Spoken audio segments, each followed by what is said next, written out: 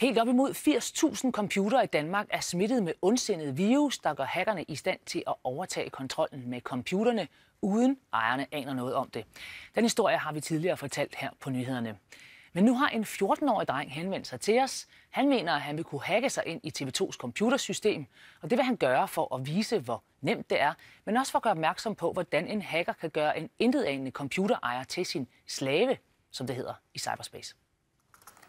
14-årige Frederik Neldal påstår, at han uden videre kan hacke sig ind på en TV2-computer. Det tager jo sekunder, minutter. Det er lynhurtigt. Let. Frederik Neldal sidder i stuen i sit hjem i Rødovre. Uden for huset, knap 50 meter væk, sidder TV2.dk's reporter og surfer på nettet.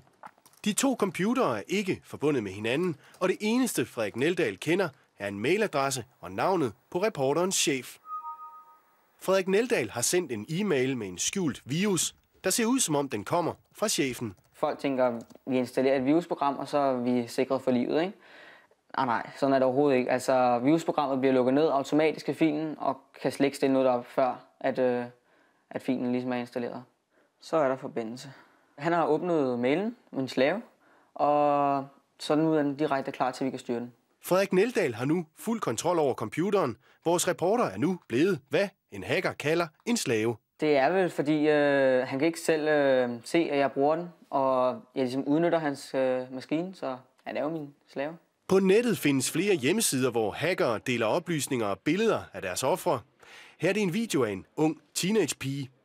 Men også ganske almindelige mennesker bliver optaget via deres webkamera og delt mellem hackerne. Ifølge politiet er det her ikke bare drengestreger, men faktisk et reelt problem. Politiet ser meget alvorligt på det her. For det første, fordi det er i vækst, og nummer to, fordi det her det er en klar overtrædelse af straffeloven. Vi er altså ude i nogle strafparagrafer, som giver op til i hvert fald 1,5 års fængsel. Tilbage hos Frederik Neldal. Her åbner han for CD-skuffen. Han tænder for webkameraet.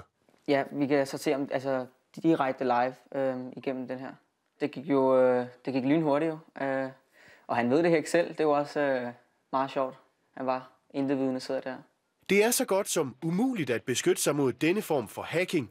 Selv antivirusprogrammer kommer til kort, ifølge en sikkerhedsekspert. Ens antivirusprogram er bare ikke nok i dag, fordi det er så nemt at omgå. Og det skyldes, at det er så nemt at teste sine ting op imod dem, der angriber dig. Frederik Neldal understreger, at han aldrig har hacket nogen ulovligt. Hvordan kan vi vide, at du ikke er hacker og bruger det her til onde og har onde hensigter? Altså, sådan er overhovedet ikke. Det tager jeg også fuldstændig afstand fra.